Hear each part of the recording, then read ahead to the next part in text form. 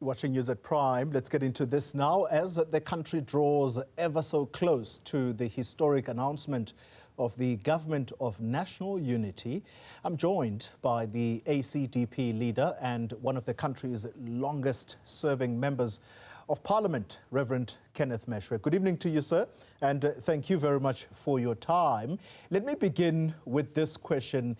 You are one of those people who were on the ballot. I'm talking about the ballot paper of 1994, and to this day, your political party, the ACDP, remains on the ballot paper. Just take us back to 1994, what that moment was like when your party got to contest those elections. Thank you, Chloe, for having me on the program, and good evening to you and to all the viewers of Newzroom Afrika. As you know, that the ACDP was founded 100 days before the elections, because our membership said to us, we need to be part of drafting the final constitution of South Africa. And a number of church leaders were saying we need to be there. Otherwise, the constitution might be not so favorable to religious organizations, particularly to Christians. So you need to be there. So I went there with a mandate that I was given by some religious leaders and members of the ACDP because there was that concern. But there were mixed feelings in it, because I was never involved in politics. I was not excited about politics, but there was a reason that made sense to me that I had to be involved in Parliament. And so I was anticipating being there, wondering what's going to happen, and also happy that I will be working with the first president of the Democratic South Africa, Tata Nelson Mandela. So that knowledge with the mandate brought mixed feelings in me, happy that I'm going to meet him, but also happy and hoping that I would be successful in ensuring that that mandate does succeed. And I'm glad to report that that mandate succeeded, and I'm happy that I've been there. Obviously, there are other mandates, there are other instructions. That's why I'm still here. Some people are saying, are you not tired of being there for 30 years? Obviously, I'm getting older, I'm getting sometimes tired. Sometimes I'm not 45 years. When I was 45, I could do a number of things at the same time, but now I have to slow down a little bit, but the mandate is ahead of me, and I don't want to disappoint those who said, go to Parliament to fulfill a mandate. Yeah, and then a government of national unity was formed post that election in 1994. You were not part of that government. However, you sat in that parliament which held the executive, the Nelson Mandela executive, to account. Anything that's memorable for you about those moments of the government of national unity? Is there anything that stands out for you that you say, when this happened, I am pretty sure that it perhaps either shook the late president, Nelson Mandela, or it definitely did hold his government to account? Well, maybe let me mention what was very good to see, to behold when I was there. Firstly, something that was not usual for South Africa, you had two deputy presidents made room by the drafters of the then interim constitution out of CODESA talks. So you had a deputy president who was Ntate Thabo Mbeki at that time. Then you had also Ntate de Klerk. Now, to see how they interchanged, communicated, and worked together made me happy. I was very happy because before those elections, there was rumors of a civil war. And obviously, people who love peace cannot love war at the same time.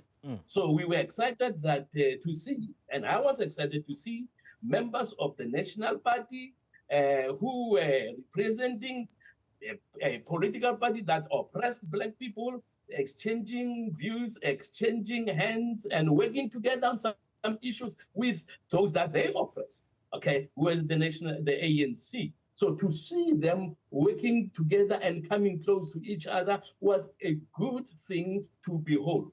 That excited me. Obviously, there were differences, as there will always be differences, even the differences that caused the second deputy president at that time, the late Mr. de Klerk, to resign from the government of unity. It did not cause a major shift that caused disruptions, that caused people to be upset with one another, the attitudes to one another, to increase the disrespect to come in. It did not do that. Yeah. So we finished that first session or term of parliament, democratic parliament, with the working relations with the two big parties then, working relations that were good, and as a result, the threat of war disappeared. They finished. Obviously, now we are in a different age where it is not the ruling party, the ANC, that made a decision that we must have a government of national unity. As in 1994, they decided, when they had the majority, they decided that we also want to have peace in South Africa.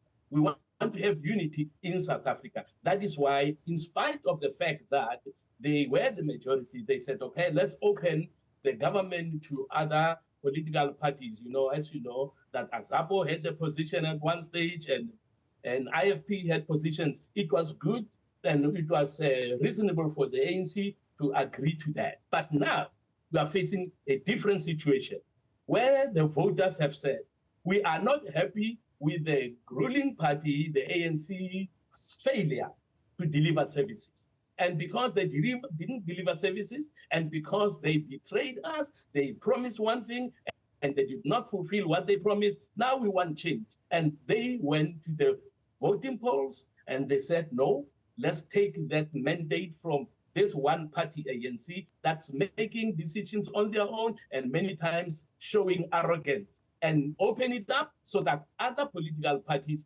who are competent or who want to can become part of the government of national unity. That's what they decided to do, and I think it was a good idea so that people of different opinions can come together and say to the ANC, you are no longer the majority party, even though you don't have the mandate to rule the country alone, you don't have 51%, you must work with other political parties in unity. So we are hoping that the intention that the voters had by saying nobody must get the majority, these people must learn to work together, will be fulfilled and will be successful. That's our hope as the ACDP. Yeah, and so I'm glad that you're moving the conversation forward to exactly where we are as a country now, talking about this government of national unity that is about to be formed, if indeed that is going to result.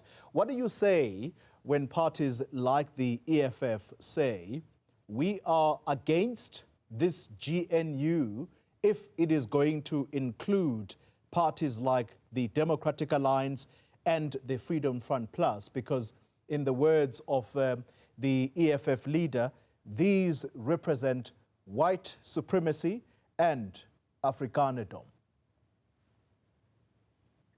That I find to be very unfortunate.